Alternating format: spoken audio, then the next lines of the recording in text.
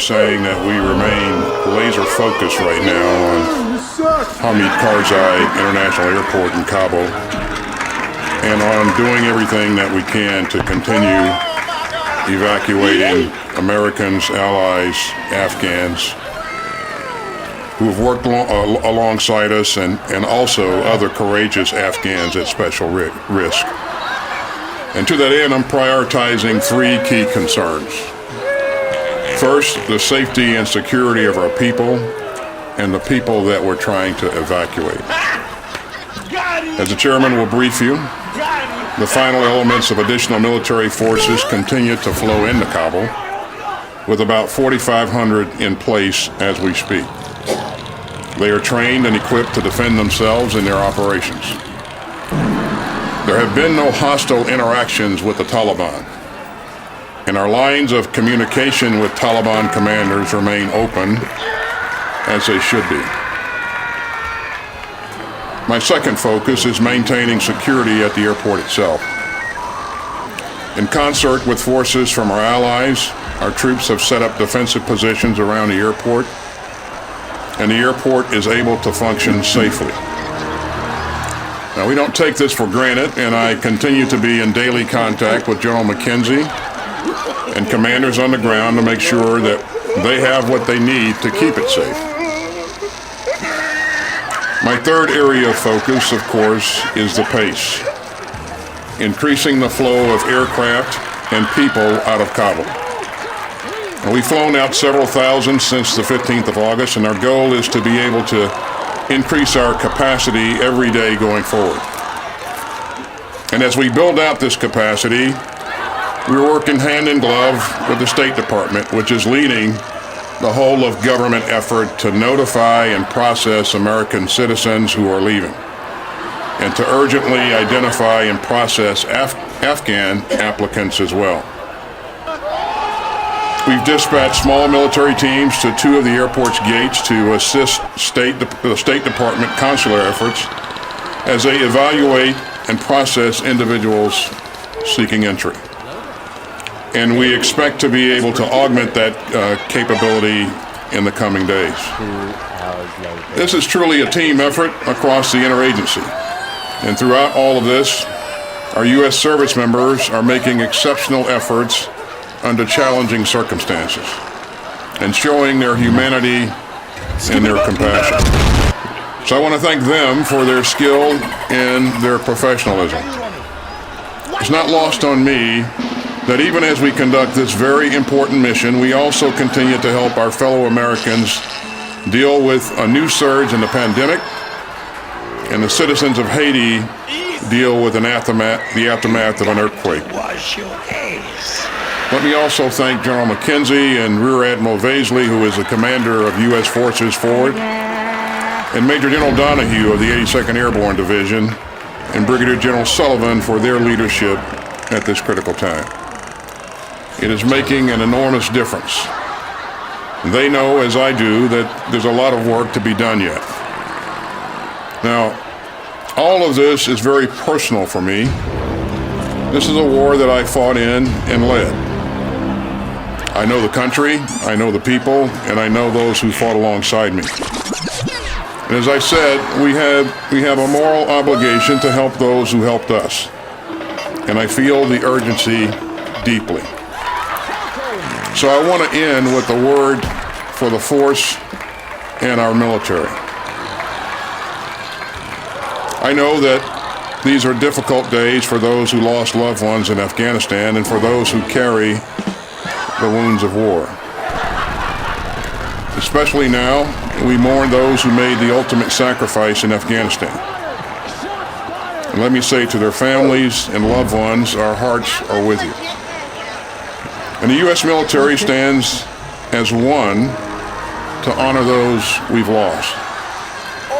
Now, Afghan war veterans aren't some monolith. I'm hearing strong views from all sides on this issue, and that's probably the way that it should be. What's important is that each of us will work our way through this in our own way. And we need to respect that, and we need to give one another the time and space to help do it. Got him! Our greatest asset as a nation is the extraordinary men and women who volunteer to keep us all safe and their families. We honor your service, we understand your sacrifice, and we will never forget it. And so with that, I'm going to turn it over to General Milley, who can talk about where we stand operationally. Good afternoon, everyone. The United States military is focused on the specific mission of conducting a non-combatant evacuation operation from Afghanistan. This is likely to be probably the second largest NEO conducted by the United States. Our key tasks are to establish and maintain security at the Kabul International Airport, defend the airport from attack, evacuate all American citizens from Afghanistan who desire to leave this country, evacuate any third country national or allies and partners as designated by the Secretary of State, evacuate personnel with State Department designated special immigrant visas, and evacuate any other evacuees that the State Department designates. The President of the United States made a decision to withdraw U.S. forces from Afghanistan on April 14th. Since that date, we conducted a deliberate and responsible drawdown of U.S. forces to less than 1,000 with the specific task of securing the U.S. Embassy and our diplomatic presence in Afghanistan. Since then, the security situation rapidly degraded. Today, the situation is still very dangerous, very dynamic, and very fluid. And all of us can be proud of the soldiers, sailors, airmen, Marines who are executing this mission. They are currently in harm's way. That needs to be our focus. There'll be plenty of time to do AARs, but right now, our mission is to secure that airfield, defend that airfield, and evacuate all those who have been faithful to us. There'll be many postmortems on this topic, but right now is not that time.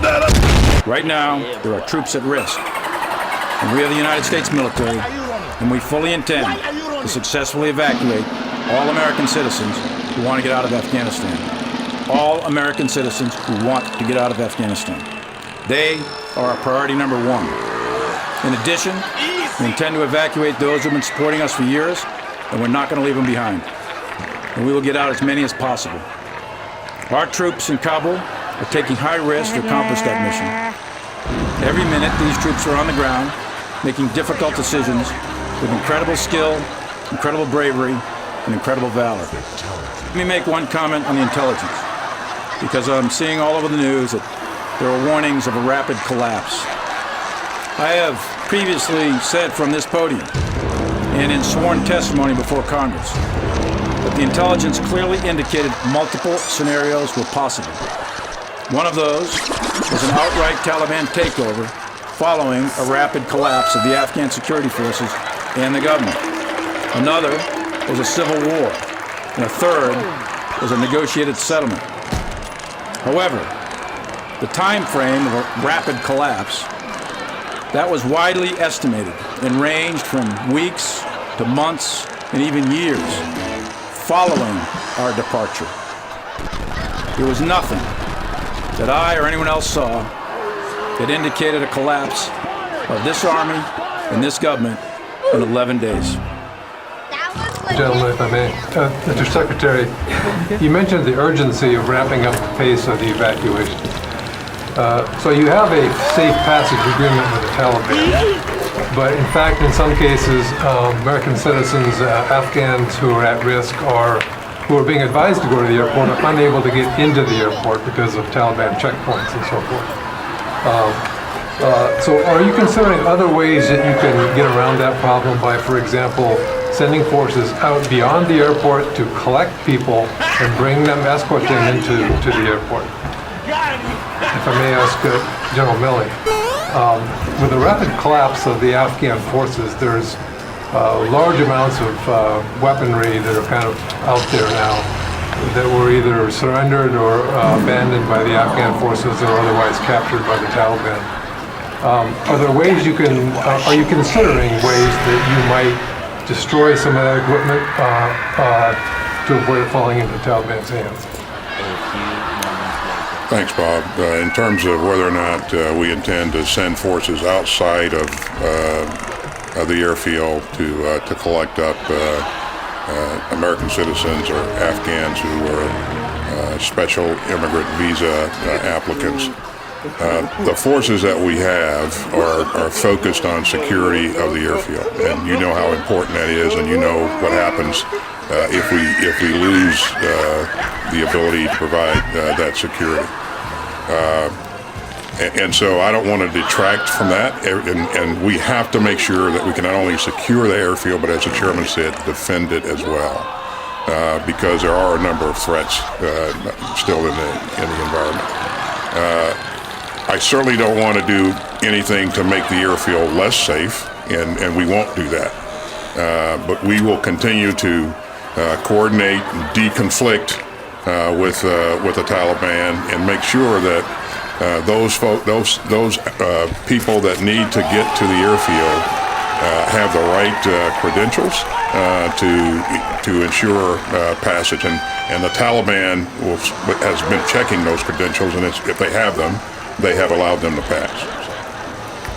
And on the equipment problem, we obviously have capabilities, but I'd prefer not to discuss any operations other than what we're doing right now in order to get our evacuation out and get that complete.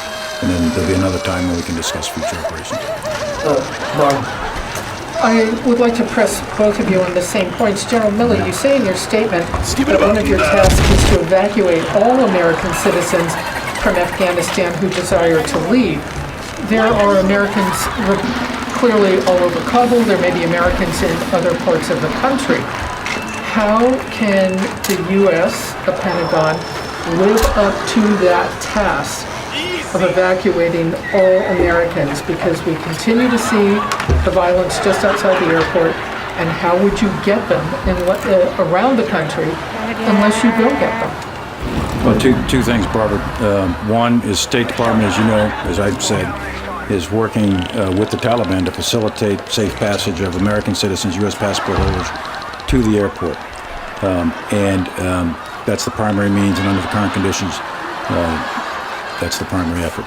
We have capability to do other things if necessary. Well, can I ask you what that means? Because you also said there were international special forces there that have the capability to extract, and those words suggest very clearly in the military realm, you would go get people. Well, that would be a policy decision, and if directed, we have capabilities that can execute whatever we're directed. Thank you. Louis. And I would draw a distinction, Barb, between extracting someone in an in extremis condition or circumstance versus going out and collecting up large numbers of American citizens. You have the capability to go out and collect Americans. We don't have the capability to go out and collect up large numbers of people, Barb. Louis, go ahead. And also about the Afghan security forces. Did you feel that they were ever up to this fight, or did you not see this coming, that they were not up to the fight? Well, I stood behind this podium and said that the Afghan security forces had the capacity, and by that I mean they had the training, the size, the capability to defend their country. This comes down to an issue of will and leadership.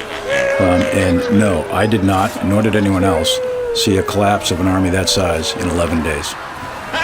Idris.